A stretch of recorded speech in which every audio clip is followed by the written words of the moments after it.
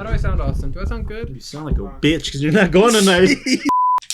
God, Dino, what are you doing? You gotta do it over the camera, pal. Oh, it's a magic trick. Oh, wait, I'm stupid. I'm sorry. If you're watching, our producer / editor / Austin can't see me do that. And it makes him very angry. Austin, say you're angry to lovely people. Okay, wait. That good? Just give me a good stick. Okay, fine. He's gonna throw the regular size clapboard at you. Don't worry, we can fix it in post. Anyway, 3, 2... Oh! No! The set! The illusion, it's gone. $300 background. $50 million background. Why are you fucking on my set, man? Shut the fuck up. Sticks. Damn, dude, the hood came My out name of is not Sticks, I'll have you know. Quiet on set. Tower Podcast. Over the tower pad. Episode 6. Alex Machin was 30. Episode 34. This is not 34. No, it's not chronological. Episode 35. What did you just whisper? For all of our ASMR people. One, quizás. Guapas. Anyway, we are back. One, Welcome back. Kick me in the ass. Quizás. quizás. Look at you. Look at you. Who are you? You're nobody. No. You're a floating head. You look like Lil Jon. Hello? Shut the fuck up. Quizás. That took a while. God damn it. Quizás. Cuánto no tiene tiempo. Debe de haber tiempo. ¿Dónde están mis ojos? ¿Dónde está la biblioteca? Welcome back to the podcast with no name. I am your host.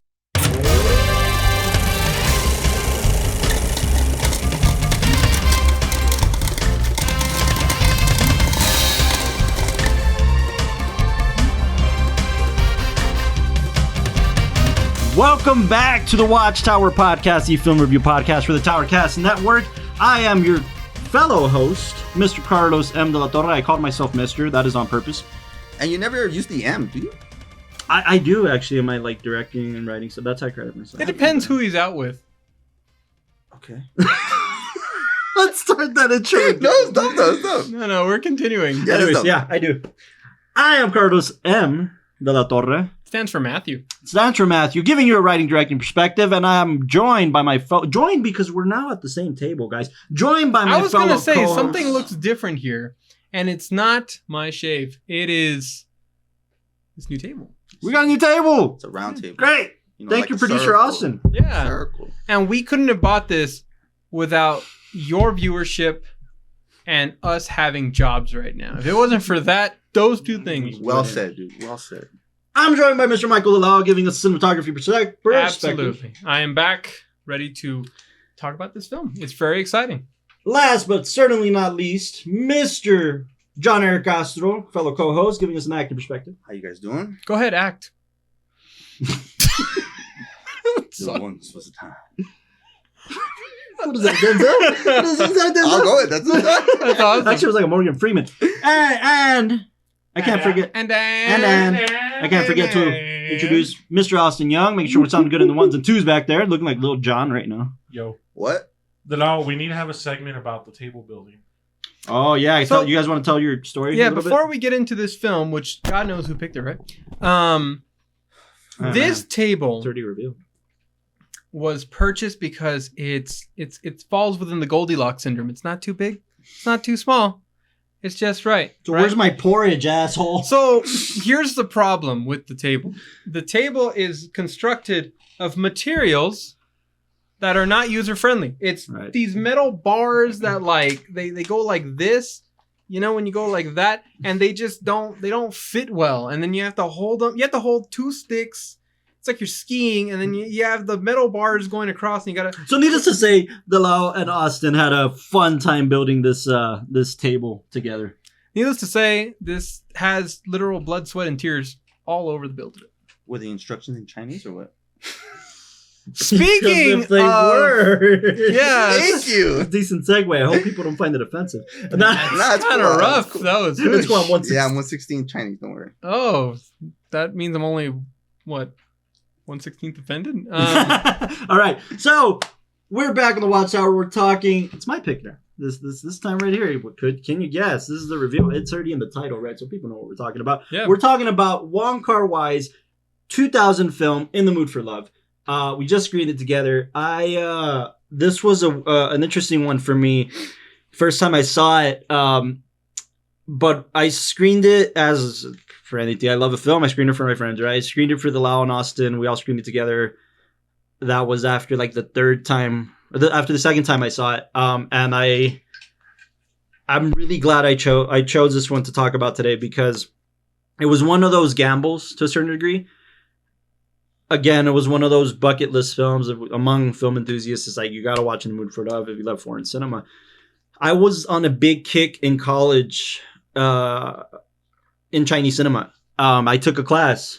I think I told you about this class and you weren't able to take it. It was a Chinese. It was technically a history class, but it was Chinese 20th century China via film. And I was a double major, so like I had to take history classes and film classes. And this one overlapped for like both majors, which was great. But the name alone, 20th century China via film, they were going to teach a history class via some of the best films, some of the best Chinese films Perfect. of the 20th century.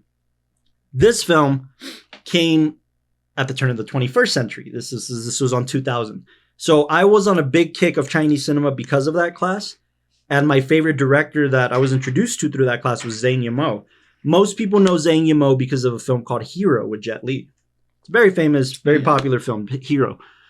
But he did some astonishing films, two of which are my favorites. Raise the Red Lantern, which I screened for my wife, and she loved it. And when it comes to foreign cinema, she's kind of like, I don't get it a lot of times, which we kind of ran into a little bit, right? So I'm prepared for that. But she screened Raise the Red Lantern, and she loved it. And then I screened a film in that class called Flowers of War. It's starring Christian Bale. It's a Chinese film, and Christian Bale is the lead in this film, and set in China, a period piece. He plays an alcoholic priest. It's a terrific picture. It's really good. Oh yeah. Most recently, Yang Zimo did a film called that wasn't accepted very well, The Great Wall with Matt Damon. Oh yeah. Why was it that? I'd heard it bombed. I heard it was on all that great. There's a lot of CG, which is out of his element. But it wasn't because he kind of messed with the history, or I don't. Kind of like. I mean, I think so, right? It's a little bit of. Did you see it? I didn't see it. I've never seen it. I haven't seen it. I forgot what film that Matt Damon turned down that ended up being like Oscar nominated that he was originally supposed to be in, but he took the Great Wall Project. I forgot which one. Oh, wasn't it Avatar, right? Because he's really known for. No, I I think it came out the same year, and he was going to be in that. No, one. because the Great Wall came way later after it was Avatar. like from the The trailers. Great Wall, I and think, was like everything. 2014, 2013. Oh, yeah. With the Avatar trailers and everything, it 2008. looked very much like action superhero kind of film. Yeah, and it was, and that's it- outside of Zhang's element. Zhang does films like this. Oh, okay. So like Zhang, and the reason I bring up Zhang Yimou is because he really like captivated me for Chinese cinema. Like I wanted more, and because I wanted more, it turned me on to this film. Like, this film's been on my list. People have been telling me about it. Zhang Yimou was very influential for Chinese cinema, especially modern Chinese cinema. Everything basically past the 1970s. And this film is from the turn of the 21st century. And one of the reviews that I read that I loved about this film was that they said this film is shocking for it to be made in 2000. You guys know that we talked about that on the Before trilogy. Mm-hmm. That era of cinema was just bad. Right. And this film was amazing. And what's more is you could have fooled me. This film is set in 1962 in Hong Kong. And you could have fooled me and told me they made this film in 1962 and it's a classic cinema, one of the best directors. I think Wong Kar Wai is a genius. I think it's a shame that he only does a film every 5 years or so. His last film was in 2013, man. You know how... I mean, he's done other shorts. That's really cool about this director. He does shorts. He continuously does shorts. But his last feature film, I think he's in TV now. I think he just directed a series. Telling you, dude, that's the way to go. Oh, I know, but I haven't seen it. But anyways, just In the Mood for Love. This film is just terrific. And when I screened it, I think, if I'm not mistaken, I waited to screen it. The reason I say it was a gamble, was because I bought the Blu-ray on a whim. I bought it. Criterion was releasing it. I was like, oh, great. Perfect time to kind of check it out. If it sucks, well, at least I'll have it in my collection, whatever. But I screened it and then I was enthralled and sure, a little lost. Did you hear about it before, or it was just one of those? I had heard about it before amongst kind of like film enthusiasts. When did it come out? In 2000? 2000. 2000? 2000. How was it received? Because it was received very well, so much so that this film actually premiered in Cannes. Really? Cannes Film Festival, the biggest, best film festival you could ever be a part of in France, or in the world, really. It's the world's best festival. And I'm trying to think of the 2000s. And what's interesting about this director is this was the film that catapulted him into international attention. He did a film before this that I'm sure you guys have at least heard the name, that I saw that is also terrific, called Chungking Express. Chungking Express. Nope. And such a great film. You would love it. It's about two cops. Nice. And these policemen, you're throwing them into like a lonely profession. It's almost like Taxi Driver, but for cops. Okay. But it takes a much more romantic appeal. They meet a girl. They have to leave the city. It's just such a good film. This director is a genius. It's one of the modern geniuses that doesn't really get talked about all that much anymore. Partially because he makes a film once every 5 or 10 years. But a long-winded introduction to talk about In the Mood for Love. I really love this film. The moment I saw it, it catapulted into my top 10, top 20 favorite films of all time. And I really love it. And I've noticed that other directors, friends of mine, that make similar films to me, or even people who I don't know all that well, that are either in the local film community or just kind of know them through Instagram or whatever, and they make romantic dramas, or they make like these how do you say, nostalgic pieces, nostalgic love pieces. Yeah. They love this film. Yeah. They directly love this film, whether they were introduced to it before or after they were storytellers. They love it. Now, are they like me? Did they have to watch it at least a couple times? I don't know. What I do know is that the first time I saw it, I loved it, but I wasn't as enthusiastic as I am now about it. It took a few viewings for that. Okay. But I loved it like, whoa, what did I just watch? And I want to watch it again. It's super unique. It's like... And I know that you and Austin had a similar experience, which we'll talk about. Yeah. You guys saw it and were like, whoa, why? What? Yeah. And to a certain degree, because it's a foreign film, you blink, you'll miss it. Yeah. You know, you really do have to keep up with the subtitles. You really do have to keep up with every piece of dialogue is so crucial for this film. Yeah. We have to rewind a couple of times just so, you know. But I'm glad you had that experience. I really am glad that the initial experience, I love when film does that to you. It makes you simmer in it.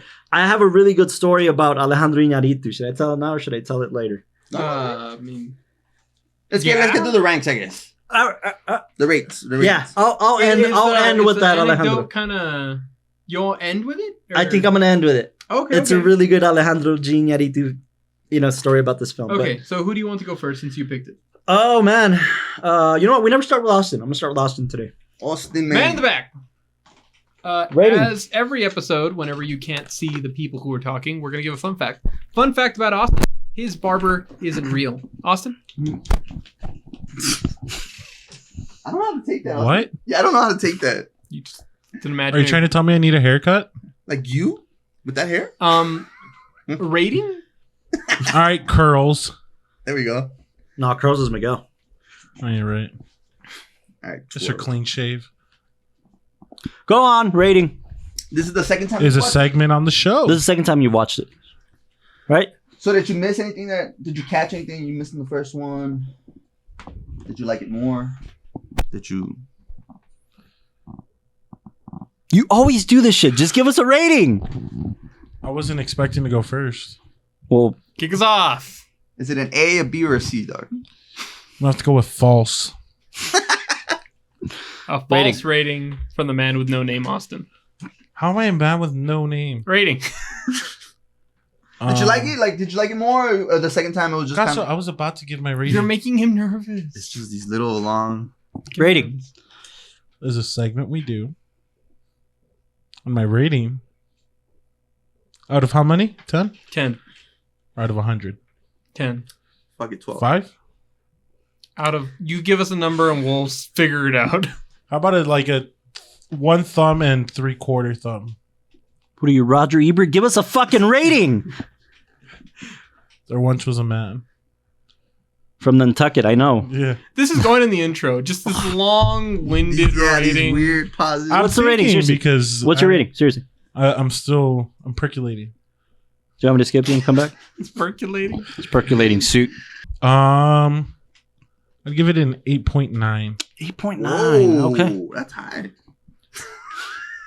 What? Shit, man. I know what Castor's going to do to me. I was about to give it an 8.8. 8.8. Okay. If there was more noodles, I'd give it a 9. Jeez. Cutting that out. Dude. I'm not going to lie. I was craving noodles by the end of the film. We're cutting that out. It's okay. It's Why? all right. They grab noodles a lot. What's wrong Pretty with frequently. She does grab a lot. You know. So an Yeah, I 8.9? get it. that? I don't know what you guys are trying to say. I was talking about food. I'm fat. I'm always thinking about food. 8.9, 8.8. You know, I think with the second watch, it'll definitely go up. But I think for my first one, Let me have it. Brutally honest. I'll give it an 8. 8. Okay. Were you going to give it a 7? I thought he was going to give it a 7.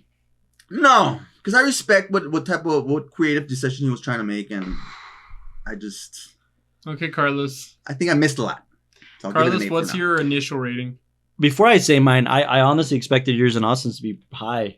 The higher than that, but... Oh, well, I was Fair. going to do an Damn, explanation son, right now. that seemed kind of No, honestly, but just within. because of tastes, right? To Like be honest, personal tastes. You But guys disappointed me. Again, that's why we do initials Right, and right. then enders. you got a hair right there, buddy.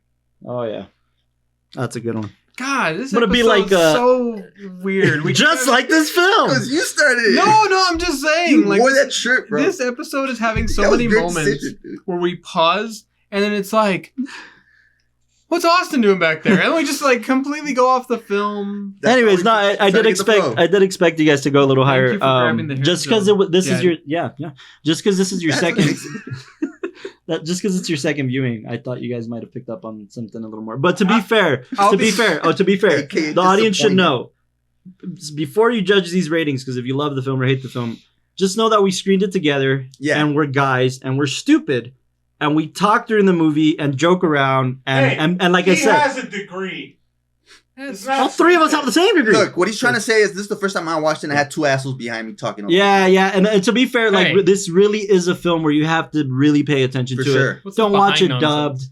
Watch it in the original language with the. And if you're like us, it's one of those films that you can't be like. but we're with constantly, your phone. that, and we're constantly like I was talking like, 'cause I'm constantly talking about the shots and why they're important, why they're doing what they're doing. You don't want to do this for someone when someone's watching it for the first time. Because I'm also that it's interesting what You- you're saying, but I'm also trying to. Genuinely, yeah. you want to know? I feel like this one deserves a place in at least a 9 ranking. right. I guess right now. Why the 8.8? Yeah. Why? Yeah. Well, Elaborate. Well, the first second off- screening because this is your well, second time. Second screening. Second-ish because you kind of Um, fell asleep. Yeah, no. I mean, also we used to ask each other like, when's a good time to watch this film? It's true. It's true. Like I remember when I watched it, it was one of those that it was a long day. I think I probably had school and work and all that. Mhm. So I passed out, and it's one of those for like a minute, but Yeah, even but- that was pretty crucial. Yeah, but like, the dialogue and the shot composition, everything's so intentional and it's so witty, and it really does push every moment forward, and that's what captivates you, is just trying to figure out what moment you're kind of in. So it's what were you gonna say? oh no, I was just gonna say it's super well crafted. Wait, so Even- you're saying that the dialogue plays a huge piece? I think the dialogue plays a huge piece. I think It really composition does. plays a huge Because piece. I feel like we don't get enough dialogue. Well, that's the that's thing. Every That's single, for me. That's literally, why it's an 8.9 and not every a 9. single word of this, every single word, like every single word is so important.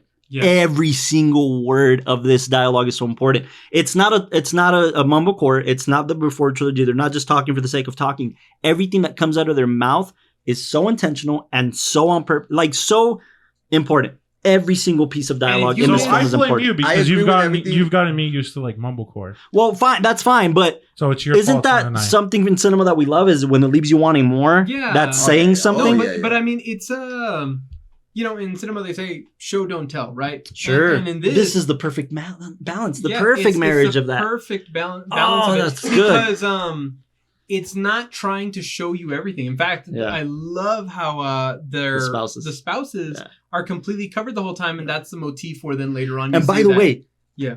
There's so much I want to talk about with the intention of that. The spouses had scenes. The actors, the director, they recorded scenes. We were introduced to their spouses. We had scenes with them. This film, from its inception to what we have now, was a completely different film. In fact, one thing about Wong Kar Wai that pisses a lot of people off, Wong Kar Wai doesn't use scripts.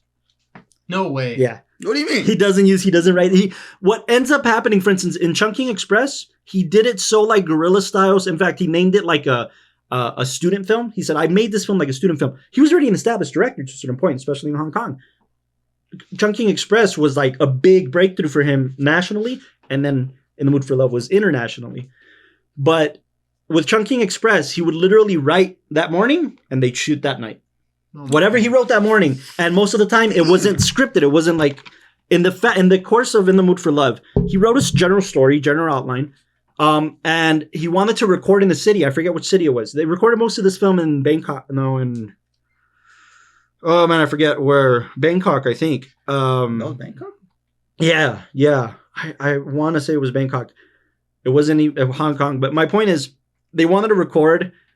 The city asked him for a finished script so they could approve if he can shoot here. He left the city. Bangkok. It was Bangkok? Okay, so like he decided for Bangkok because they weren't asking any questions. But he was originally going to shoot in another city. They were like, can we see a script? He didn't have one. Yeah. Originally, he did have a lot more refined kind of dialogue and moments and like overly exposed dialogue. And him and the actors sat almost like with the Before trilogy. They sat with him and redefined the characters and said, no, this should be this. And what ended up happening is they shot a bunch of stuff. The original cut of this film was somewhere in the neighborhood of 133 minutes. They cut it to 98 minutes. That's we saw a 98 minute picture. Wow. The reason for that is because they wanted a theatrical cut, but he rediscovered the film in post and basically cut what he describes as a fever dream of love. Yeah. A fever dream of attraction and love and passion. And somebody, I forget who said this. I think it might have been another critic, but he said, this film is PG. Okay? It's PG. This is the most erotic PG film I've ever seen. Well, what are you watching on Sesame Street?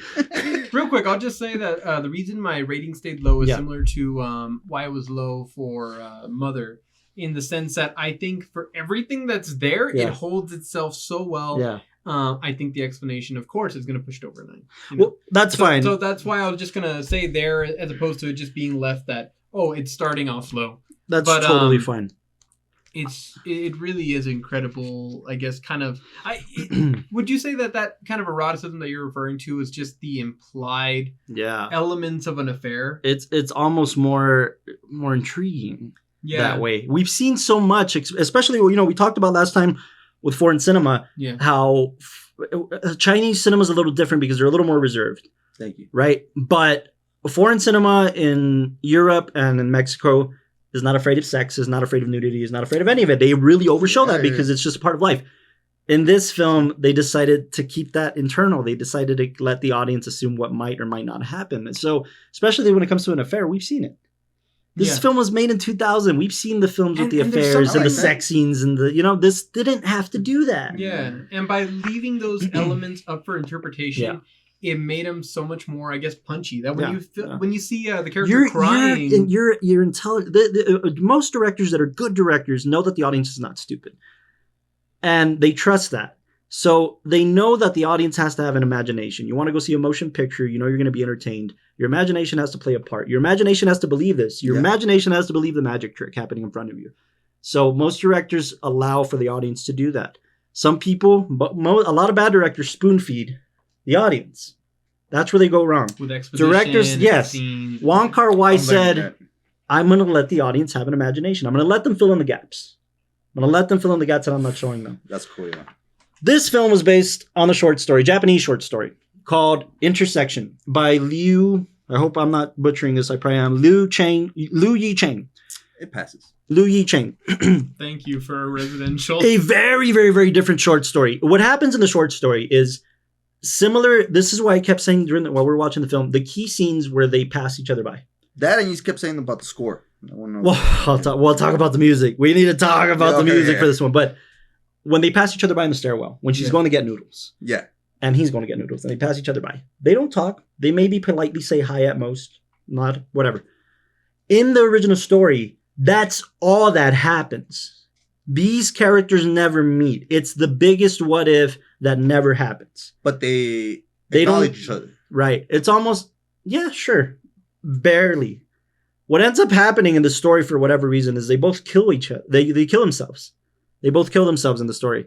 Almost like an unromantic, but deeply romantic at the same time, Romeo and Juliet, right? Like, it never happened, but it could have happened. Maybe it should have happened based on what we know about these two characters. And in the film, it explores that a little deeper. Like, this should have happened. It should have happened on every level. And it didn't. And I just thought it was important to mention the short story because of that reason. But everything in this film is so crucial, and I want to get into it. So, where do we start, man? I feel like we should take it in sections here. Let's take it from strengths. I can tell you where I kind of like got caught up. Okay, where? When they're caught up in the story, or caught up in what's going on, or caught up in like in the moment. Like, what do you mean? I guess caught up in like what would you say? Like the. Well, tell us the moment. Yeah, I don't know. It was when they're trying to act like, you know, what could have happened, and I guess they're really now flirting with the idea, and she's like, I don't want to be like them. That's when it kind of clicked in. It's those lines. I'm a big line freak, and that line was like, oh, okay, that line like, is like they don't the unfortunate catalyst of this entire picture. Exactly. It's the unfortunate catalyst of this entire picture. The exact line is. Well, he says something, and then she's like, it's in here. The exact line is, I want to get the exact wording right? And that's what you guys are, talking about, like the what do you call it? Like, we won't be like them. We won't be like. We won't be like them. Butchered it, my bad. The film, go watch it, come back. The film is about two newly established neighbors. I don't know. Well, I mean, the film kind of goes over their entire course of living there. Literally from the moment they're seeking out an apartment to. But the key thing say like there's two neighbors who are married, and what we discover in the first act of the picture is that both of their spouses are having an affair. Yeah, that's very crucial, very important, because they find out together that. They're kind of playing a game with each other, like, right. Hey, have you seen this bag that your wife has? Have you seen this tie that your husband has? Start putting the pieces together. Very defensive at first, very vulnerable. And then they discover, oh, they're having an affair. Okay, so it's what we knew was confirmed. And then they could have just dropped it and left it there. But the interesting dynamic of how they get to know each other is, what do you think happened? Yeah. And this isn't said in the film. We have to put this together. We get confused because there's cuts of these two individuals having a conversation, walking home and asking each other how their day was and what did they do today? Did they think about each other? And they were like, oh, whoa, that was fast. Weird. They're like falling in love. The cuts are weird. What happens is they start reenacting what their spouses could have done, who made the first move and why and how. The thing is kind of like, again, it's really clever dialogue because instead of them saying something very blatant like, well, how do you think they would have started things? Exposition. It just, I remember that he says something like, do you want to stay out a little longer? And she's like, he wouldn't have said that. He wouldn't have and said that. And that takes you out. You're in the moment. You're in the moment, and then that takes you out of it. And then repeat the scene. And it's so meant to do that, right? Yeah. I mean, it's meant to interrupt you being in the moment. It's meant to it's almost like when the director yells cut, right? You're in the scene and you're having this great dialogue that's enticing and then cut and it takes you out. So as an actor, we're like witnessing an actor in the middle of the scene.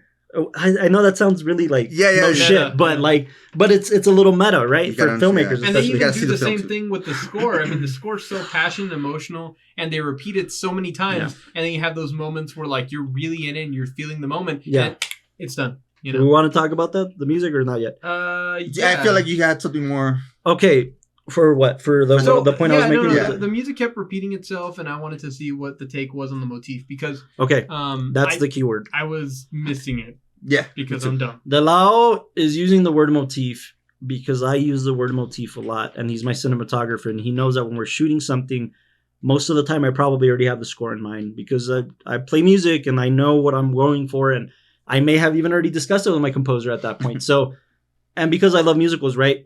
That's cool. When I was really studying cinema and really like falling in love with cinema and falling in love with things like La La Land that have me and Sebastian's theme. I always reference that because me and Sebastian's theme only plays in certain moments for specific reasons. And I tend to reference that a lot.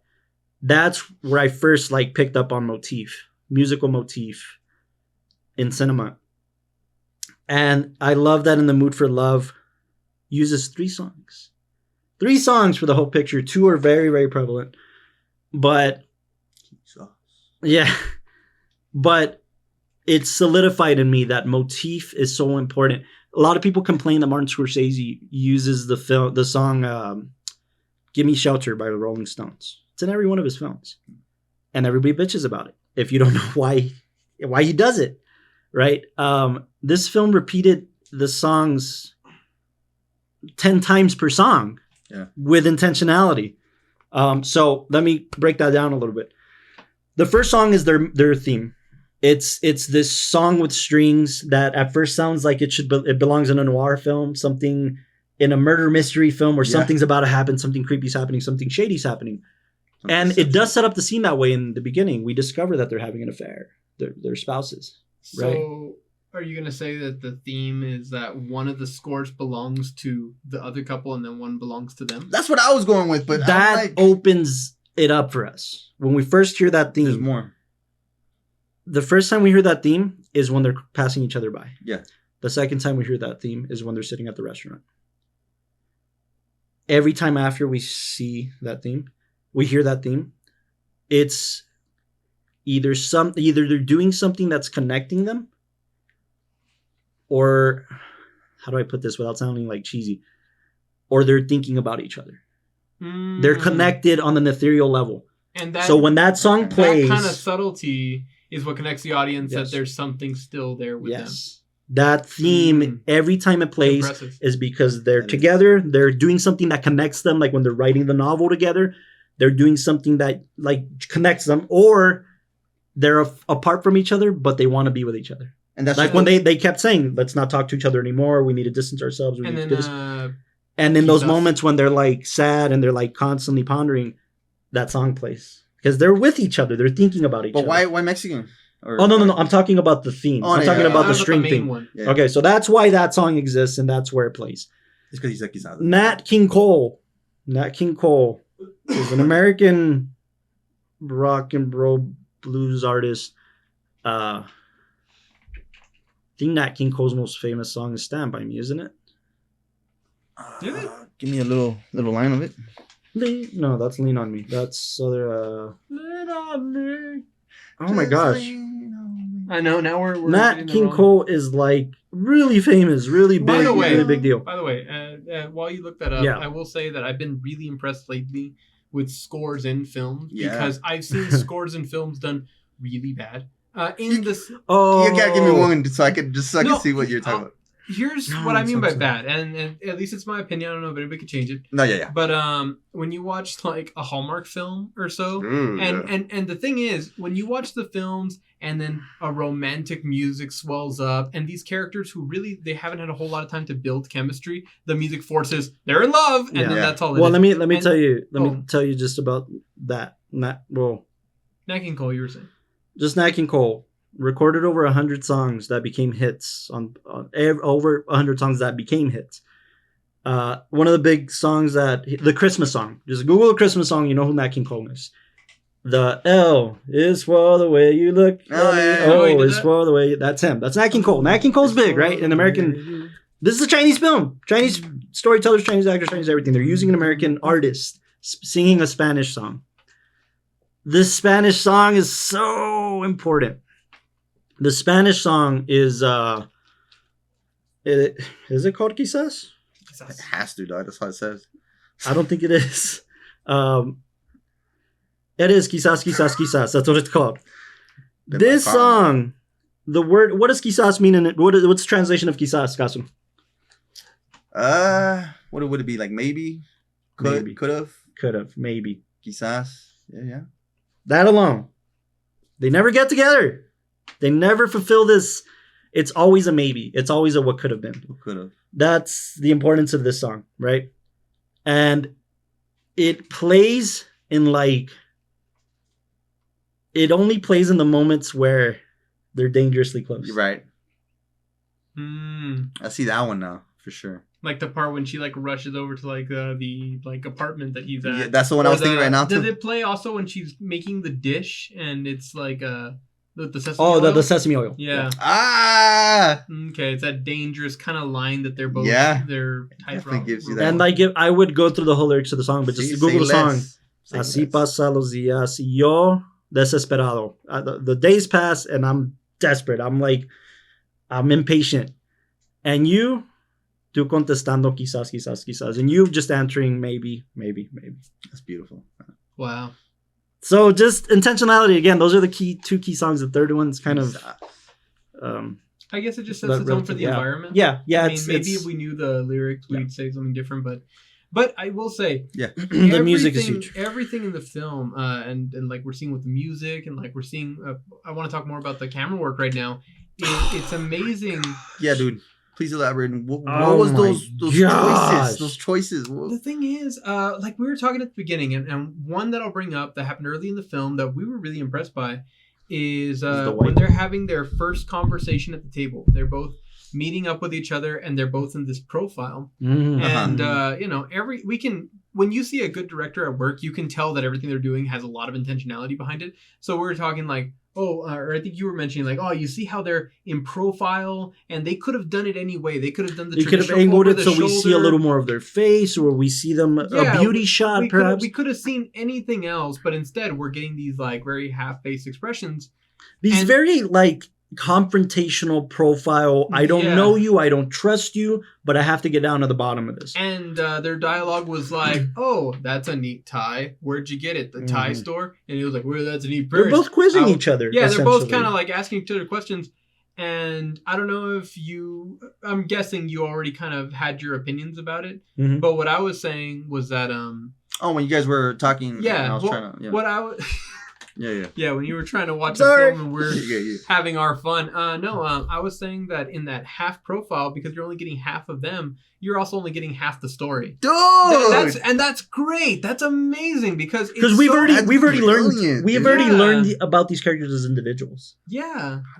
We don't see them together. Yeah. This is the first time we see them together, in fact. And then the whole time that they're talking, they're on this little like, plane of like, maybe won't we? And I said that I was like, they're only giving each other half the story of why they're talking to each other. That for sure. And the second they both kind of started to figure out and they were speaking honestly with each other, then we saw their over the shoulders. Well, what's even better? What's even better is that they could have just ended it like that. They could have just said, okay, now we're shooting over the shoulders. Now we're going back to that.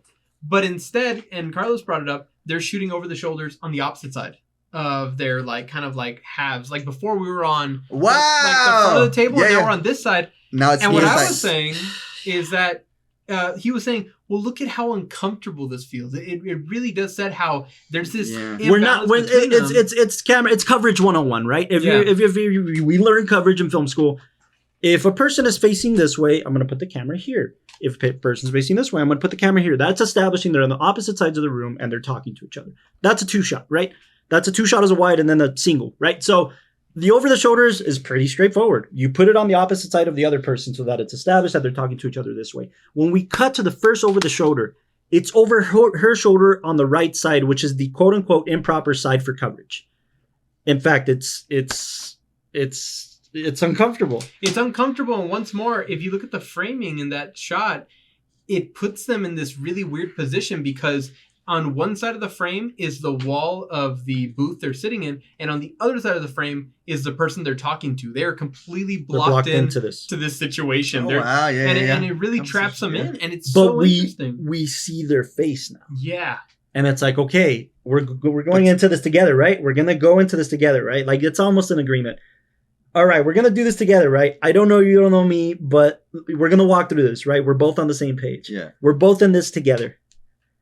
And then we see the next scene, the next cut, literally. Yeah, that's what I was going to say. Them walking openly in the middle of the street. And reenacting. But what were I you was going to say the cut that you for some reason. The wipe. Yeah, the wipe. So there's an immediate. You're right. An immediate wipe right before we cut to the middle of the street. Once they literally say it out loud. Having an affair, right? And I'm paraphrasing. We start tracking and panning into a kind of a quick pan into him. Mm-hmm. It's like starting us into the journey. It's like kicking us off into what's about to happen. But the cut by editors and cheesy typical no by editors and typical cinematic values that we know, the cut shouldn't be there. That shot shouldn't be there to transition. Because there was that shot. There's no driving force to cut to that. Need. Yeah. There's no need. Yeah. But directors who are very intentional, it doesn't feel like it belongs to the naked eye, but to like the observant eye. This shot sets us up for an adventure. Everything's so slow paced and so uncomfortable and so uneasy, and then swoop, an Indiana Jones cut into. It really is one of those things that doesn't make sense on paper, but then when you watch it, it works, and that's the problem. It just works. Yeah. It just works really well. And again, it's not random. It's very intentional. Yeah, that one, that's one of many. What's with the skipping? Oh, okay. So, the overcranking of the camera, the slow-mo, quote-unquote slow-mo. Okay, yeah. That's I say quote unquote. Are you talking about the slow-mo parts, or are you talking about the skipping? Yeah, they're both. Yeah, but the skipping was the one that was kind of like seem off. I know the slow-mo and probably like, but there's a reason for both. The character, there's one scene when the character's running down and stops, and then we repeat the scene. Yes. He's running that one was weird too. Yeah. Oh, is that what you're referring to, or are you referring to? That's what he's referring to. No. He's referring to when it comes to the skipping. He's referring to that. You want to let him tell me that that's what he's referring to? Yeah. It is, right? Oh, okay. Yeah, right. I'm sorry. Go ahead. I know my actor. I don't know what he knows. He knows. Anyways, I'm sorry. Anyway, so why you skip? I've explained this to you. Explained this to Austin many a times. I want to know. Oh well, I didn't explain shit. I even made you leave a cut in my film because of this. I'm trying to think like why, what it's creative not your whole yes, takeover. Yes, it most certainly is. What? Of course it is. Think about it. You just said it yourself. The argument here, or the example that you're saying, is what? He's like done. He finished running in the street, and then he's rerunning after the cut. Because you like to take over the, I guess, kind of like the structure, right? That's one side of things. Okay, what's the other side? The other side of things is we're looking at her, right? We're in her shot. We already see him running down the street. We already see him almost arrive. And then we cut to his perspective, and he's rerunning down the street. Mm-hmm. Yeah? Perspectives are told, most of the time, perspectives are told by the individual. So we are always seeing both sides of this story. Always. So that's when it comes when they happen. Yes, even those small moments, right? Because he's running to her because she's upset. She's upset, about to cry, if not already crying. So that moment where we see him running, this Hollywood shot of the guy running to the girl, from her perspective, all we see is in the forefront. We really see him blurry running. Yeah. All we see in the forefront is her crying. We have to cut to him to show his reaction to why he's running. He's concerned. What he had just, and you mentioned it while we were watching the film. Have you ever made somebody cry like that? Oh, yeah. Now we're seeing his concerned perspective. We have to re-see that from the beginning. We have to re-see the whole moment to get it. So, in the conventional, in the conventional rom-com, whatever, it doesn't work because it's not flowing properly. Yeah. In this, it's intentionality. Yeah. We're getting both perspectives of these two characters we're falling in love with, who are falling in love with each other. And we have to see his concern, we have to see her concern, we have to see both reactions and why they're both important. And most of the time, it's how we perceive memories. And I've explained this to you in Austin. Wow. I've explained this to you in Austin when it comes to leave that cut. There's a very, very famous example amongst us in a film that we did called A Town Square Tale. where the couple is fighting, and we're at a OTS on the guy, and he walks out of the shot in his single. And then we cut to the wide, the 2-shot, and he walks out again. Now we get her perspective. We get her. It's there. It's there, and I love it. And these cuts are so justified. And I fight with Austin about this all the time because he thinks like an editor, and that editor wants the film to flow properly. Yeah, because naturally in film, when you're trying to especially cut down on time, you think we'll do the over the shoulders. Why? They'll Because be very similar, and then that'll be it. When we're amateur filmmakers, we're afraid of that. Oh no, the cut has to feel right. If not, it's going to look like I'm an amateur. Yeah. That's why it's a big conversation. But you learn the rules to break them, and I've been saying this since you learn the rules so you can break them. I'm at this point now. So that's why, and I have these arguments about this, but it's so great. It's so great, and it's so justified, and so intentional. So impressive. And I was talking to Castro about this before we rolled.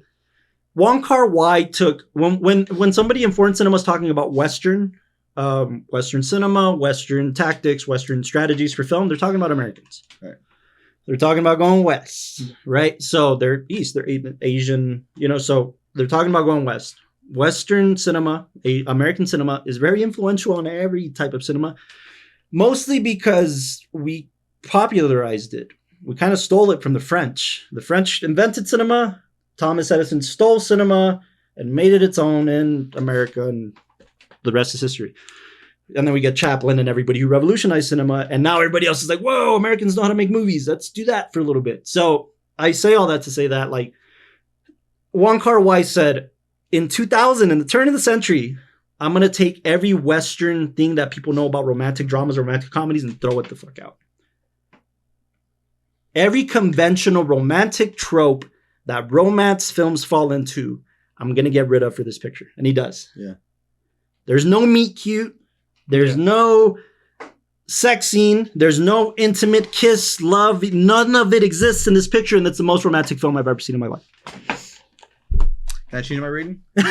we're not even. No, man, this is opening my mind close. so much, dude. Wow. I will say this: this film, even after you screened it, there's something about it that it has the most iconic cinematography that I've ever seen in a film. Okay, I know what it is. That's true. I know what it is, and I want to get your perspective on it. What's your perspective on it? But I think I know what it is, and somebody pointed it out to me that I was like, right now? whoa. So tell me, why? What? Why is it the best cinematography you've ever seen? Well, I mean, we've got 3 cinematographers, by the way. I don't know if that makes a difference. And I'll explain what happened there, but... Well, I mean, we talk about the intentionality behind each shot. I mean, in that brief moment of us talking about how in like a few it's getting seconds... hot in here, Castro. Yeah, I know you're really into the film, but it's in like an uncomfortable way. Like, even I get excited, man. I get so excited. Jesus, did that ruin a shot? No, we're good. We're in 3D now. I'm seeing camera over here. Sorry, Adam Scott. No. Why is this the best cinematography? And you say it's hard to explain. It's really hard to explain. Yeah, it is, dude. There's something about they add this kind of like everything's so intentional. I mean, I if you could pause any frame, and if we know where we're at in the movie, I could explain to you they chose this shot because, like, I love the apartment scenes and how when they're moving in, how claustrophobic it feels, and they could have definitely shot it to opened up the space and everything. Criterion has an alternate cover. There's a very famous shot that I pointed out while we were screening it. That's the poster shot. This is a different poster. I'm glad you said that. There's a very simple reason. Whether this was on purpose or it wasn't, I don't know. The cinematographer might say it was. Of course. I don't believe him, right? Of course. What happened was I think he's an American cinematographer. Okay. I think. I know he's not Chinese. I mean, he might be British.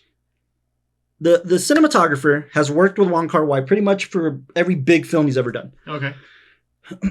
If I'm not mistaken, the film after this one, I have to tell you guys, there's a sequel. Oh, for real? That I haven't seen. Really? It's a loose sequel. I'll explain what it is. I don't like that. I don't like loose sequels because it... But cinematography, what would happen? The reason I bring up the sequel is because that was his last collaboration with this director. Really? The reason why was because they love working with each other. What happened was that this cinematographer missed out on so many jobs because this went over time. They spent so much time shooting this. They spent over a year shooting this film. Wow. So much so that this film premiered in Cannes. They were still editing a print 3 days before the festival. Wow. This Wong Kar Wai is a known perfectionist. He's kind of the worst combination of storyteller for producers, I think. He's a perfectionist and he's an improvisationist at the same time. Oh my God. He doesn't work with a script, but yet he wants the scene perfect and he knows what he has in his head. So everybody on set is just like, you know what? lost. He's the kind of person. But they're willing to go there with it. Yeah, right? exactly. I don't know, man. I think this person was like our age and a student filmmaker. We'd be like, you're not gonna make it anywhere. Yes, absolutely. And the fact that he's successful, it's like, okay, kids, don't listen to him. He's a fluke. I don't know why he's great. But let me. The reason I bring that up is because it can't all be him. This cinematographer said, "Hey, man, I gotta go. I got a commitment. I signed a contract." He left, I think, within the last 30 days or something like that. A film. Yeah. He had to go. 2 other, if I'm not mistaken, Chinese cinematographers replaced him. He kind of brought them in and said, "These 2 will work. I gotta go." Wow. So 3 cinematographers. Nothing changes. We don't see a change. This happens in cinema. Yeah. Where we see the change. You know, we see the change when they change DPs. We don't in this film. That I give credit to the director. There's movies that you could tell? No, I couldn't tell. No, but there's movies that you could tell like they use absolutely, man. Especially and with directors too, by the way. For instance, the Bohemian Rhapsody fired the director halfway through the film. I love that film, but I just watched it because of the acting. Well, but it changes style. It changes style through the picture, you know. So I gotta see that again. But anyways, I really like that film. As I understand it correctly, analyzing this film, every frame of this film, every frame could be the poster. Every frame could be a photograph. Every frame. But every frame. This film was shot in 35mm film and another that was shot on 2 types of films, right, Austin? Yes. Primarily 35mm. When you think 35mm, you think classic aspect ratio, 16:9. It's an older film, 4:3. Or if that's the style it lends itself to. This aspect ratio was 1:6:6:1. Nobody uses 1:6:6:1 for one. I myself use 2:3:5:1 or 2:3:9:1. I love the wide, the 65mm, 70mm aesthetics. I don't know if you have a favorite. I know that I've pulled you into that world because I love it. Yeah, I mean, I really like stuff that follows like the photograph kind of templates, like 4x3 and all that, and just capture. Oh, you really? I'm the opposite. Yeah. I'm like the 4:3, the 69. Yeah, wider the better. No. So this 1:6:6:1 is basically a 3x5 photograph, 4x7 photograph. It's a photograph. You pause the film in any given moment of the film, and it looks like you were looking at the photograph of your grandparents from their past. Yeah. You know what? There is. It doesn't have to be sepia tone. It doesn't have to be whatever. It's. You know what I like? It's an old photograph of you're not supposed to fully be there. And I guess it kind of goes into perspective and witnessing a memory. Yes. And they even kind of talk about it, like whatever was there. The poems. Yeah, the poems. Like whatever was there is gone now, and everything. Now, why does the film end in ancient ruins? Why does it end in ancient ruins, guys? Because our relationship is ancient history. Close. Thank you. That's pretty good. No, it is. It is. That's half of it. Ancient ruins are meant to hold something special, something dear that doesn't exist anymore and will never exist again. But the structure lasts. The structure lasts, which is why he says the secret in something that he knows is going to stand the test of time, not a tree that might be chopped down next month. That's true. Oh, so that way it can live forever. But that's true. He could because the memory is going to live forever. The callback was that he digs a hole in the ground and then, but this time he did it in the ruins. Yeah, we think he's going to do it in the ground, right? We think he did it in the ruins. That's pretty, yeah. So, a photograph of an ancient ruin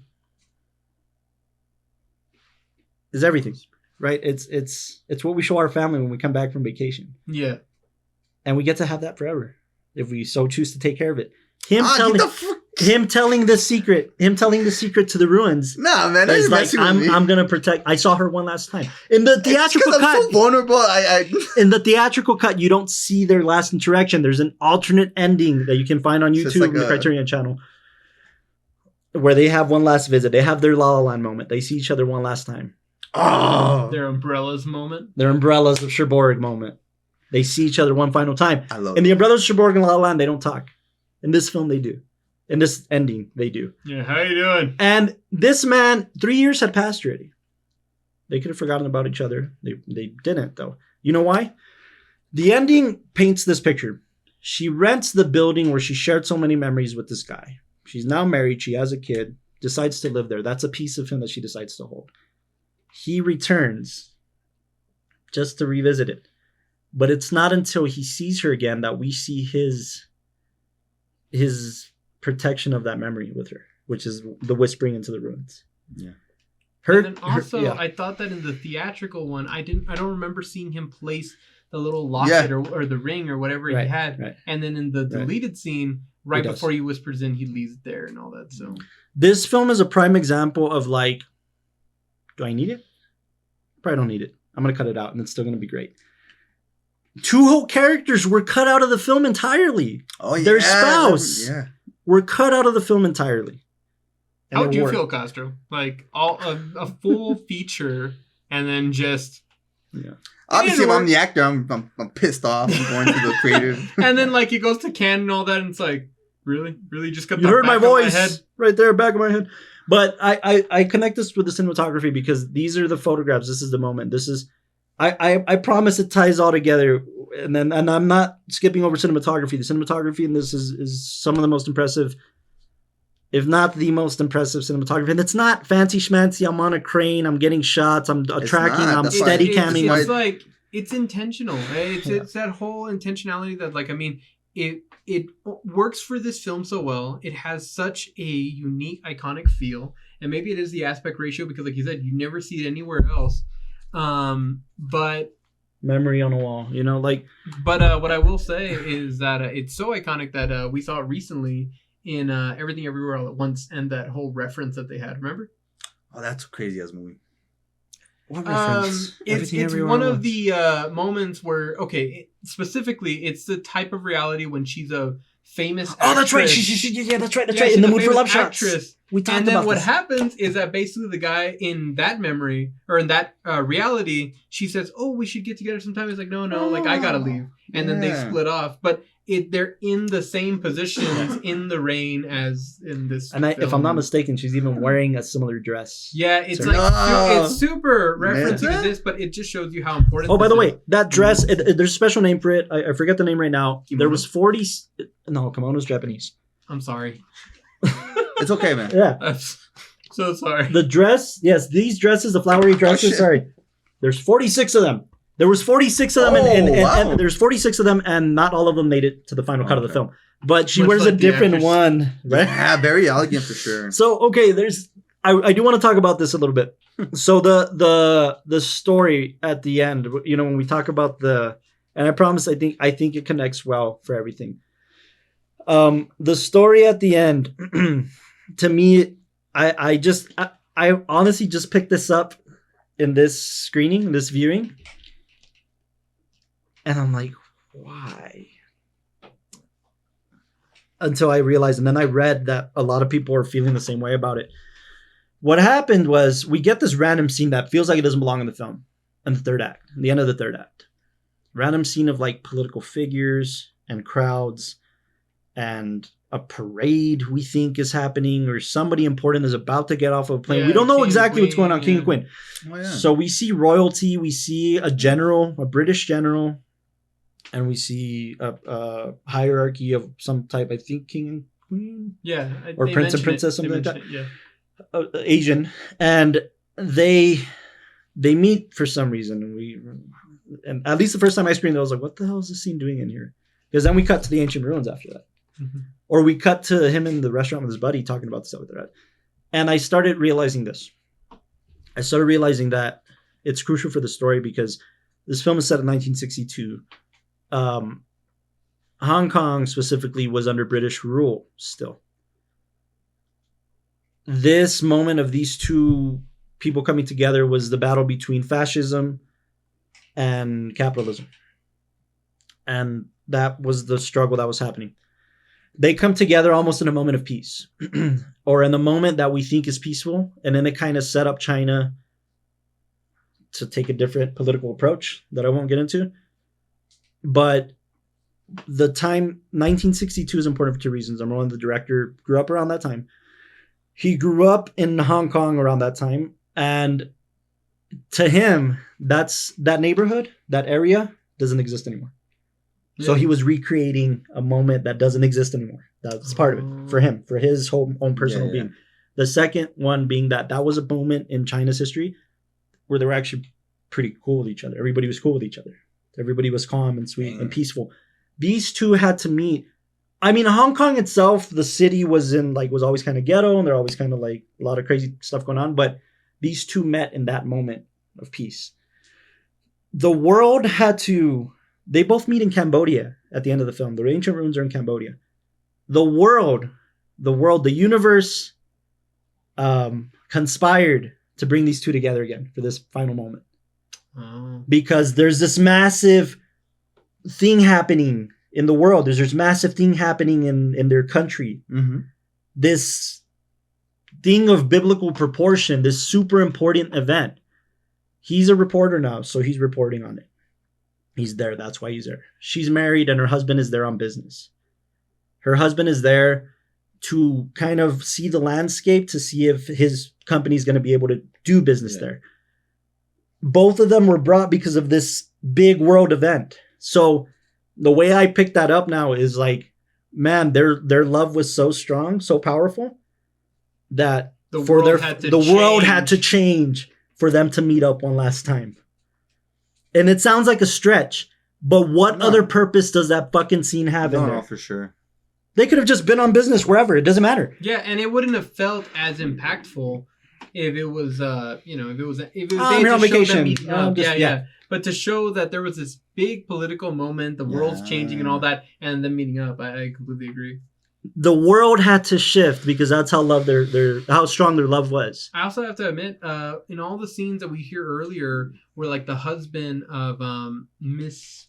Chen. Well, I don't know. They're divorced. She's probably has a lot. But of Mrs. Chen. Right. When we hear from the husband, the original husband. Yeah, no, just this. The new husband. Mrs. Chen's husband is always away, and he's on business, and then Mr. Chow. Mm-hmm. That his. Why are you struggling? Because I don't want to mix them up. But Mr. Chow, that his wife goes away and business trips and all that kind of stuff. They're on business trips at the same time. And it's almost like these business trips are, I don't know, they kind of destroy. A plot device, almost. Yeah. Like whenever they do happen, they either create or destroy something. Yeah, like it sounds like they're almost kind of like made up or put in their way just so that way they can kind of like satisfy this. But at the very end, it's almost like, no, it was a genuine thing that no matter what, they were going to meet together. Well, it's like anything else. Like something terrible has to happen for something beautiful to arise from it, right? So like divorce in their case their spouse is cheating, infidelity. Infidelity had to happen for these two to meet. Yeah. And for them to meet one last time, a whole power shift, dynamics and politics had to change. The world had to change for them to just see each other one last time. And for him to ask the question he's always asked. He always wanted to ask. Did you call me? Did you call me for the boat ride, right? For the trip? Were you going to come with me? Did you guys like the ending? I loved the ending. That she didn't remember. Roger Ebert. You guys know Roger Ebert is, right? Yeah. Roger Ebert. That would destroy me. The most famous film critic of all time, the most respected film critic of all time, God rest his soul, had a problem. I had the exact same problem. He said, "Thank you. It's one-sided. He wants it more than she does." Exactly. Yeah. I think she just like a lot of humans do. She took the safe route. That's what I was thinking. She took the safe route. And isn't that life a little bit like one person's going to be willing to go the distance? No. The other person is like. You don't think she just stayed true to that fundamental that she, at the end of the day, didn't want to do something like that? You know? Yes, because every audience member is thinking, dude, they cheated on you. Do it. You fell in love. Live your happy life. But I also think it's the principle of we're not going to be like this. I think I like that. Yeah. I'll add the cherry on top to that. Yeah. The cherry on top to that is what matters more? The temptation of it all or the memory?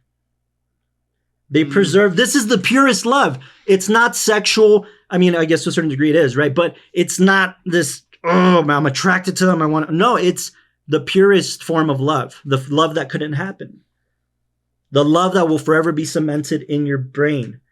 And it's not tarnished by anything other than the fact that they didn't get together. Yeah, I just think but like, it was one of those that when you see her pain about the situation, like when she's crying during their like reenactments of the scenes, you can tell that it's kind of like one of those things of this hurt me so much. Why would I want to accept that I'm just going to allow it to happen in a different way? She was trying to stay pure to that moment. It's so easy to do that. It would have been so easy for them to get together. This is what makes it special. What makes it special is that they preserved what could have been. No, I see where you're coming. I'm just saying, like, he doesn't get his answer. I don't know. He kind of does, though. I don't remember. Yeah, what she's saying, like, she's staying true to the whole thing that they were doing. Like, you know, we don't want to be like them. You know? Of course you remember. Let me explain something to you. But this is what happens when we see La La Land, and we see Sebastian single, living by himself, true to his calling, being a jazz musician, owning his club. Think, oh, cool. And then when we see Mia's character, we get a little pissed off. She remarried. Yeah. She had a kid. But the moment at the end where they see each other tells you, I remember. No, and then also it's Seb's. It's, you know, it's the name that she proposed. Yeah. That worked. No. But let me explain to you why it worked here. It's more subtle. When they're having a conversation and they're like, oh, hey, you're a reporter. Oh, yeah. Your former best friend told me. She's still keeping tabs on him. For sure. But I feel like not leading on, but it's like, oh, cool. Like, she still remembers. But at the end, like, hey, did you ever call? It would have been unsatisfying. No. The magic goes away. It would have been once they show it to you. You put yourself in his position. I am. You wouldn't be like, this bitch doesn't No. Look at it for. I know what you're saying. Like, look at it for the real question, though. He kind of like. Did she show up to the train station? Oh, jeez. I sure didn't. No, they're boats in this story. No, but did she show up to the boat station? It makes the moment so much more magical. And I know one side on the surface, it's like, what a bitch. I don't remember. That's such a cold answer. Yeah, I'm being a little too hard. No, it is. That on the surface, it is that. That's all I want to know. But you just went through this entire moment. You just went through their entire course of this relationship. A very vivid, very deep, very. I loved him. Exactly. I loved him. Exactly. How is she not gonna remember? Por eso te digo, like, her just saying, I don't remember. Taking the safe road. Don't you think it would have been painful? It would have been more painful to see her then they're married, moved on, and say, yeah. But not just that, but imagine putting yourself in that position and her saying, yeah, I called. Or no. Dude, that's if you say shit, yes, you just open the can of worms again. Yeah. If it means that she did love him and she wanted to stay with him, like, why the fuck are you married then? You just destroyed him. You just destroyed the purity of that moment. Yeah. Yeah. On the other side of the coin, if she would have said, nope. Then she's a bitch. Yeah. I don't remember. So, okay. Damn, dude, it's just... And especially with him saying the whole song, the maybe, and almost. And she was always the maybe, right? Yeah, She was always the one, like, limiting him to And I'm just going to compare it to one of my favorite films. Yeah, I'm going to butcher this film. But oh, man, Shrek 3. Here we come. It's a good plot. No. It kind of goes with the butterfly effect at the end. Sure. Where, like, they went through all this stuff. And finally, like, he changed so they never met. They pass each other, and he's like, they both see each other. She kind of remembers him, and he's kind of like, should I try it all over again? And he doesn't. It's kind of one of those things like, okay, but that's what it's all about. Like, the memory, like, but he already has the memory. He has it. Yeah. Yeah. And, like, it's kind of like, it's that moment where, like, I think her struggle is, sure, she's married. On the surface, she's married. She has a kid. She has to think about that. Her struggle is that's on the surface. Her struggle to me is, if I allow myself to feel this again, I'm going to throw everything away for it. But you're seeing it from her. What about him? No, that's what I'm saying. That's why you're saying, like, how cold, like, whatever. Mm-hmm. That's why I think her struggle is almost more... He didn't find anybody else. He's still thinking about her. He distracted himself with work so that he wouldn't have to think about her. He left a whole city so that he wouldn't have to think about her because this is not going to happen. That's why he left, right? Mm-hmm. Her thing is... if I open that world up again, I'm not going to get out of it this time. I know I love him. So if I say yes to him, yeah, I called.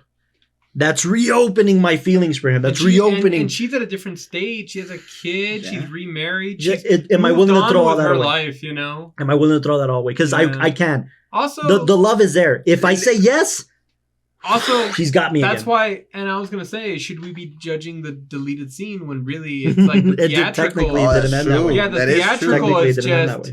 They did move on, you know. That moment happened. It's a memory, and he let it go. They both keep it dear. To his credit, he walks away too, man. Yeah, he smiles. That's why I was like, he gives a secret and he walks away. Yeah. Oh yeah. So he had closure too. Closure exists for both of them, and we rarely get that. Closure is so cheesy now in films, especially romantic films. It's so cheesy that I almost don't want the closure most of the time. I kind of want to be left hanging. Yeah. You do know this. I'm one of those guys. Yeah. In this instance, they both have closure. Yeah. It may not have been the result we wanted. Of course, the entire course of the film, we wanted them to end up together. But we got the closure. We got closure. We got good closure. We got human closure. Closure that we've gone through at one point or another. Yeah. We got some closure for their relationship. Damn, man. So... Final ratings. Are we there? Wow, that was fast. I think we're way past. We're at 2 hours, huh? Oh, I think we're about an hour.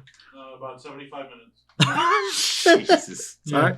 All right. Final ratings. Yo, we talked about the music. We talked about performances. But last thing I want to add real quick to the previous point. I want to ask you guys about the performances. Oh, wait. Last thing I want to... Go for it. My bad. I was going to say that... The Before series. One thing that I kind of loved that was a line in the second movie, and I really appreciated films that are able to implement that in some way, is this final test of a romantic or a critic or a cynic. Same. And I love how, at least in like the deleted scene and in these moments and in this ambiguity, he's the romantic and she's a cynic. Well, no, I was gonna say, as an audience member viewing this, we're the romantic.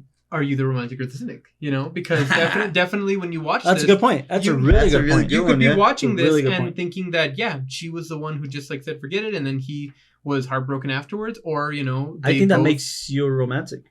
Yeah. In that regard. Of course you wanted her to give him the smirk. Really? That makes you guys the... No, I'd say it makes us the romantic too, but it's in a different But we way. appreciated the deeper romantic level of... Exactly.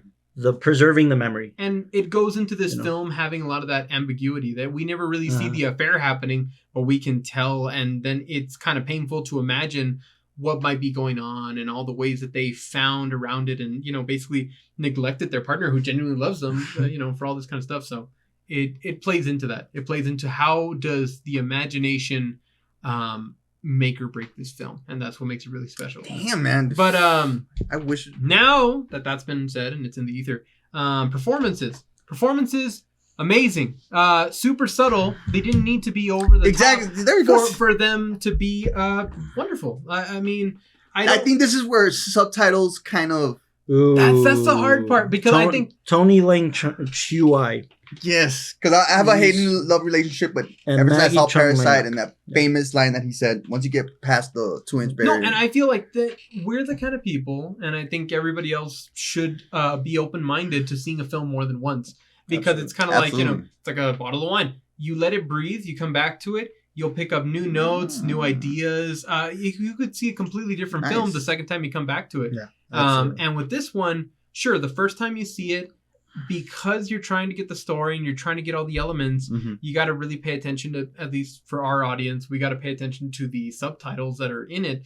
But then once you do that, the next time we come back, I really want to pay attention to the shot composition. I really want to pay attention to the score and when it pops up, because now these are elements that are super special. So if you have seen this, watch it again, keep watching it. And with every film, you know, because you're always going to get those.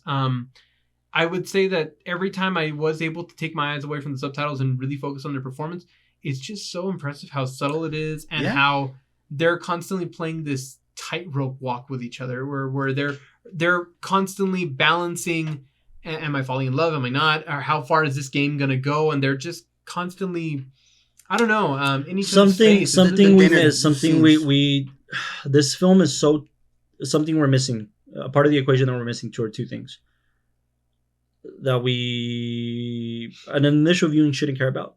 But as we analyze it a little more historically, contextually, another thing to consider is the fact that this was set in the 1960s, where people were substantially more conservative, especially when it comes to relationships. That's why a lot of scenes exist here. They don't want their neighbors to find out that they're even talking to each other. Yeah, that's so like the other side of that too is Chinese culture is so conservative, especially then. So like these are aspects that were also against them. Oh yeah, jeez. Even the parts when they were just like talking to each other briefly and like just forming a friendship. But then you see the superintendent lady just say like, "Hey, you should you shouldn't be out so much." Yeah, more. Like you should be here and you should have your husband home more often. It's not good for a relationship to go like that. Yeah. And then even though they're just friends, calling, I don't think we should see each other. Like it's getting hot here. Those are important elements, right? Like again, it's so timeless that we don't feel it. Yeah, and it's so universal. The themes are so universal that everybody in the world has felt them. But it's set in 1962 China, and that also has to play to the equation a little bit, right? That's true. Yeah. You gotta elaborate just a little quick. You mentioned it in the beginning, like in the middle of the podcast. You said there was a sequel. Or oh my gosh! Let me just tell you about that before. I will just tell you what it is if you guys want. Yeah. The sequel's. Oh, the what? You were gonna end it with an anecdote. Oh, I will. Yeah. The sequel's called 2042. What's 2042 in this film? Apartment. The room number. The room number is 46. Or 46. I'm sorry. I think you're right. 2046, right? 46. Oh, that's why you said it was so important. Because, you were like, keep track of that. The sequel is called 2046. What does this guy do? Okay, he's a reporter, but what does he do on the side that he loves to do? He writes novels. Yeah. Oh. No, he doesn't do them. We obviously just saw he doesn't do them. He writes novels. He writes martial art. Oh yeah, novels, right? Yeah. That's how they connect. Yeah. Well, the sequel. I haven't seen it. I just read the synopsis, and I'm like, "What? How this exists?" Same actors. Same actor. No, same actors. Same actors. Really? He's writing a novel. In the film, in the sequel, we come to find out that his marriages didn't last. His relationships didn't last. They just didn't last. Wow. He writes a novel, a futuristic novel set in 2046. Yeah. When England is supposed to let go of the rule of Hong Kong. The agreement is set to expire on 2046. Yeah. And he writes a book inspired by this particular woman that he never. Wow. But it's set like meta. It's about our main character here, our main male character, writing a novel that inspired by the woman. So when he's writing, like I saw some clips of it. Okay. When he's writing the book, he's envisioning her as the character in the book. Wow. And it wasn't obviously nearly as popular, but critics gave it rave reviews. The sequel. Okay. So I'm very curious to watch it. Anyways. I'm very curious. Just really quick take on the performances. Like you said, very subtle, but the few instances that I was able to check out the performances, I mean, fantastic, man. I mean, is there a challenge to it? Is there a challenge that you see? Because I mean, you could see a really good performance and think, okay, well, the script really lent itself for that, and then there's the actors doing a lot of the legwork. I think the script lent it a lot. Yeah. Really? For sure. Okay. Yeah, because it's a lot of subtleties, man. Like you said, they're trying to hide. They can't really be open about the relationships. Would you? I remember you gave faces when he was saying, "Oh, this director doesn't work with scripts." Do you think that's just an insane challenge to overcome, or does that give you the freedom to really absorb the role and say and feel what you want to do with it? Nah, I think it's half and half. I think you want a little direction and a little freedom, but just the whole 100% freedom is like. I am impartial to say that, similar to the Before trilogy, they took time to it wasn't like Chungking Express where I'm going to write in the morning and then we're going to shoot at night. They took time to flesh it out together. They had written the script and they thought they were going to shoot it a certain way. Well, I mean, they didn't write a script, but they thought they were going to do the film a certain way, a conventional romantic. Even like with then he sat with the actors and was like, no, let's mold these characters. How do we want them to be? And then it ended up being this fever dream of a cut that we end up with. We have A message in the back from our sponsor, Austin. I'm not a sponsor, but Castro, is it difficult with the minimal dialogue that you really have to rely with your facial expressions and body language with something of this nature? Oh yeah, man. The little small detailed gestures for sure go a long way when it's mostly. What the hell was that? That was De Niro. That was my subtle expression. But does it add like add or take away anything? Yeah, does it add or take away from the performance? The little gestures? The subtles. Yeah, subtleties. No, that would definitely adds. You don't want just them just like that. Right. No, but I think what he's asking is like there's different types of acting, right? There's different types of roles. Does this role upset you as an actor or does it excite you? Like you like big performances. Yeah. You like heavy performances. Okay, I see what you guys want. This is very subtle, so You even had a lot of moments when the camera would sit there staring at them and the focus is only on one of them and they're just in a singular position. Like the one where you see him just smoking and he's just stuck in that thought of what's going on between his partner, and then she just walks past him and he's just standing there in that, like those little moments. I mean, I know that the script maybe lends itself towards that. But yeah, I mean, as a filmmaker, like you said, it lends it to it, but as an actor, I don't know, I'm trying to understand the question, I guess. Were you impressed by the actors or were you impressed more by the story? More by the story. Okay. Yeah, I'm trying to sound, like, I don't want to be nice to everybody, but no, I mean, I want more, more... Interesting. Okay. More action from the... But, I mean, like you said, it lends itself to the script, but... Yeah. But that's where I think you see those differences. I mean, you see things like, we've talked about before about like Good Will Hunting. And I think I can't imagine other people taking those roles, Yeah. Robin Williams. See, that's a tricky question. Like, like you said, I don't want to be mean, but why don't we say you can swap the actors in this one and be like, okay. Yeah, and that's there's some films that I feel that's what happens. Yeah, see, and I don't want to go there, but yeah. No, I don't think that's the case. Yeah. For real? I don't think Like for the anybody... Before Like the Before trilogy? Anybody could have played No, it. hell no. I don't think anybody could have played that. For this one? I don't. I just wanted to get like a reaction where you'd be at my throat. No. All right, final ratings, and then I'll tell I'm sorry, I'm trying to give my good... but it's Okay. tough. I don't think so. Austin, since you kicked it off, final rating? Since I kicked it off, you're going first. Did I even Go. give a rating? No. I don't think I did. didn't. Yeah, you did. I did. 9.3. No, I didn't. No, he didn't. I didn't give a rating. He I actually was did. going to give that for him.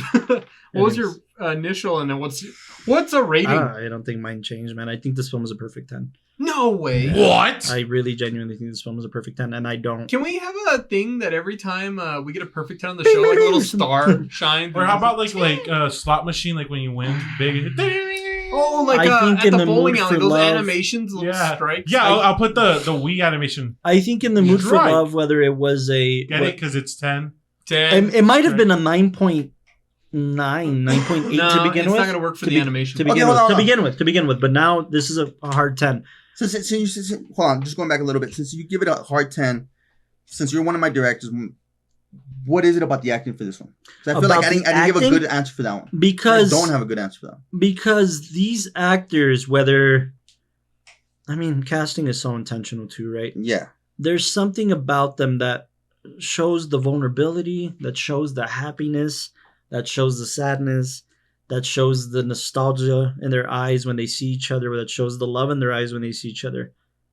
I think if you would have casted George Clooney in this role, I don't think you could have pulled that off necessarily. Also, I don't think if you casted... When we talk about subtleties, we also talk about those moments when they're having a dialogue and you're like, oh, shoot. Like, I remember turning to Carlos multiple times to be like, is this the game? Is this the... Or Okay. is this really them? And in multiple scenes, they'd be having this really emotional moment. You're like, oh, this is them falling in love. And they're like, nope, he wouldn't have said that. And you're like, oh, shit. Like, it just it ruins I'll the give you whole my take on it. illusion.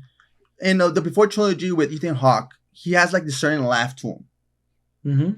Mm-hmm. There's no personality to this guy except like he's just... I think it's the he's way dying that they go inside back or and lonely. forth. You know what I'm saying? Because it's not meant to be melodrama either. No, for sure. right? But like it's it's there meant wasn't to... a lot of personality, whereas with Ethan Hawke, there's a lot of personality right there. But Let me personality explain wasn't something though. insulted, Yeah, that For sure, that's what I'm saying. more Like, I don't have a good answer because it's just so subtle. Like It's again, alright. think about the cultural points. Chinese people aren't that expressive. Hey, No, they're not, and 14%. especially then when they're more conservative people. It's like Mexican people. Mexican people hold things in. They're not very expressive when they're sad about something. that's just But culture. And For sure, but that's as much emotion as the character, not the actor. That's as much emotion as the character is willing to let out. For sure. That's their limit. They have to draw the line somewhere, because if they don't, they're going to free fall. And what's so pure about these two characters is that everybody around them are pieces of shit. Their spouses are pieces of shit. Her boss is a piece of shit. This lady's a piece of shit for talking to her the way she does. Like, and they're pure. They decide, no, we're not going to be that. No, I'm saying at the sacrifice of love. But performance-wise, I'm just saying, like, the bottom stands line, out from that guy. But the bottom line is, I believe it wholeheartedly. And if an actor can make me do that, I'm sold. I don't need anything beyond that. It's really hard. What sold it for you from him? That I believe them. The vulnerability in their beings, the vulnerability in their eyes, the love in their eyes, and the subtle movements of like. I was reading too much. Like when they tell each other answers that they don't want to hear, you could see him. I think it's those micro expressions that. And I did notice them for sure. Any of those moments. I didn't say that these are the best actors in the world, and nor do I think this is the best performance in the world. What I think is that every aspect of this film, the reason I give it a 10, every aspect of this film is married so beautifully, so perfectly. Whether it was a happy accident because of how they cut the film, whether it was a happy accident because of the improvisation on set, it doesn't matter. The result of this piece of art is beautiful and gold, and the gold standard for cinema. So 10. And for the film from 2000, man, again, we don't get these anymore. This doesn't exist anymore that much. Fight Club. You compare this to Fight Club. That's my point. It doesn't exist on this level anymore, and we're advocating for it to re-exist on this level again. So that's why it's a 10. Okay, for me. I just want to get a take rating from the change. actors. Yeah. From an 8, right? It was an 8. You were an 8. You were a flat 8. Yeah, I was a flat 8. On a good day, Gus was a flat 9. Thank you, man. I don't know. I mean, hearing it from you guys' perspectives and all the details you guys caught, the composition, the score, the story.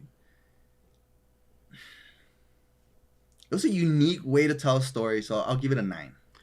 Wow, whole point jump. Yeah, man. It was just, and by the way, I'm glad that you're like, sticking to your guns about it, because you love acting and you love performance, and this doesn't sell it fully for you, and that's completely understandable. No, it's solely because you said the script works for it. Yeah, I'm saying, but like you said, is this my type? You know this in cinema. In cinema, the script, the performances, the set design, the music, everything has to be in tangent. For sure. And if the performances wouldn't have worked, the film wouldn't have worked. Now I get it for sure. The film wouldn't have worked. I rather would have been Ethan Hawke's character than this guy's. Oh, well, of course, a preference. That's preference. No, for sure. That's what I'm saying. But he asked the asking question. He asked the acting question. Yeah. I was like, man, I don't have anything. Are we ending with Austin?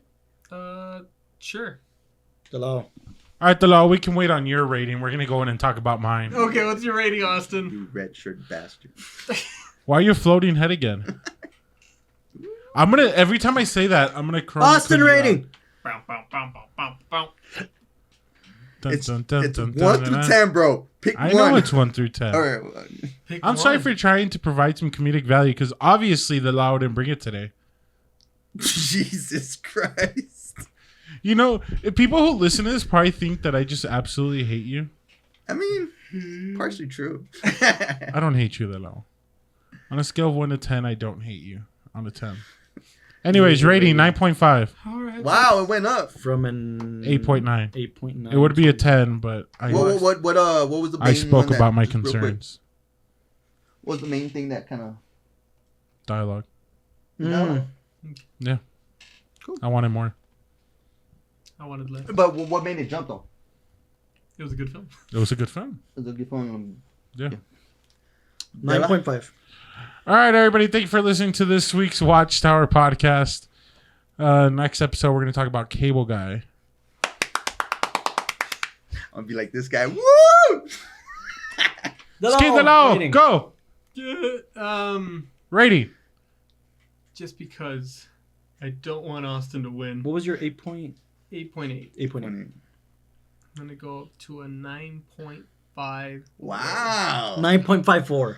5.4, bro. It's to beat Austin. Oh, you gotta round it up. Rounding, that's still 9.5. Yeah, you gotta round it up. 9.5. Why? What made you? What made the jump and what?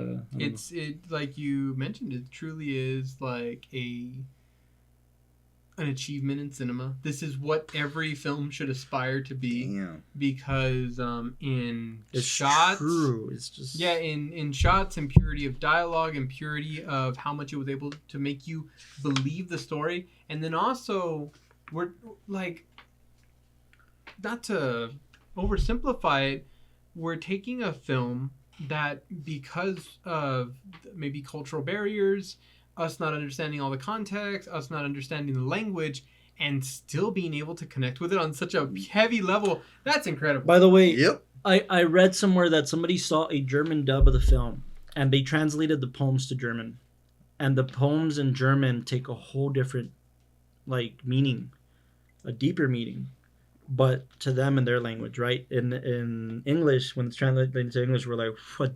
He sees the world through a dusty pan, like pane of a window, like, you know, like to us, it's like, so like in every language, it must mean just, but it's So do you feel like we lose a lot having to get it translated regardless, Yes. even if it's subtitles? Yes, I do think some things get lost in translation. I do. But I do. for it to be able to overcome But it's that still huge amazing. barrier, Yes, it's still amazing. and we didn't need to know exactly the year that it was around for us to still be able to get the story and get everything that's going on. And yeah, it really connects so well. And that's, I think, why Parasite was amazing for a lot of people for the first time. Yeah.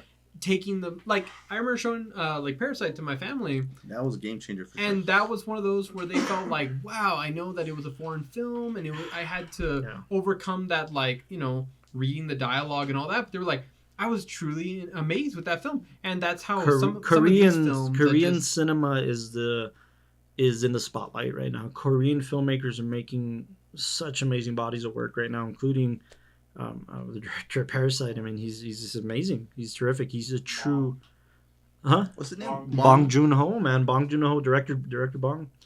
That's literally what they call him, Director Bong. He's a student of cinema, and he loves cinema so much, and he defends cinema so much, and then you see it in his pictures. And Wong Kar Wai, make another fucking movie, please. Like, this is amazing body of work. So, like, yeah, man, I couldn't agree more with everything you guys. And I'm so happy that these ratings went up, and we...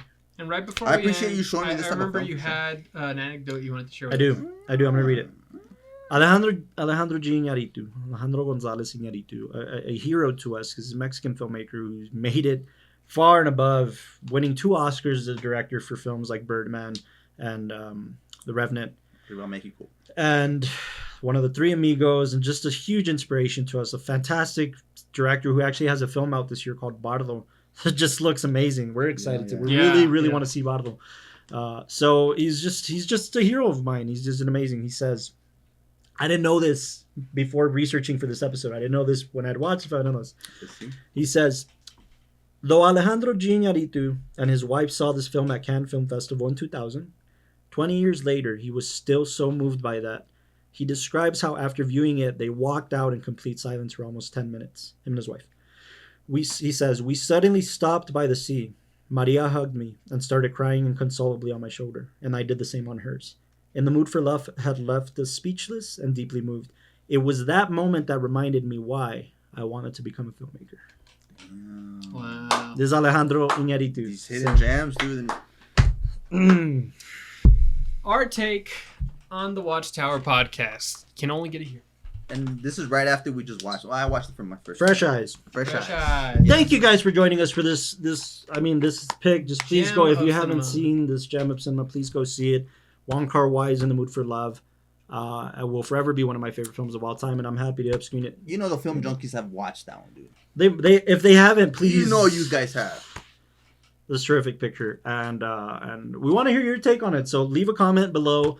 Let us know if you love, hate, loathe, despise, adore the film. We want to know your take, so let us know what you think. I don't know what our next pick is chronologically. Do we? It's, yeah. Isn't it Family Man? That's where we're recording next. This episode's dropping January something. It's 2023! It's 2023! Still the same way. We didn't decide that. We got a next film. Go screen it. I don't know what it is on the schedule, but Surprise! Oh, motherfucker. I can't believe we made it. Oh, do you remember Austin's New Year's party? Yeah, man. Oh, I was so. Thank you for watching and tuning into the WatchTower podcast. Make sure to share, like, follow the Tower Productions Instagram page and YouTube and Facebook releases. Share this with your friends and keep to know us. let us talking about cinema. This year, come join us at Erin and George's Film Cafe for live podcast recordings where we're going to be doing there. Once a month, second Friday of every month for this year. And beyond. And stay tuned for more cinema from Tower Productions. We'll be talking from our table now. Live from the studio. Woo! Thanks so much for joining us. Keep watching film, keep supporting your local cinema, and keep talking cinema with your friends. Thank you guys for joining us. Thank you guys. Love you guys. Round Table Podcast. Round table. Take care, everybody.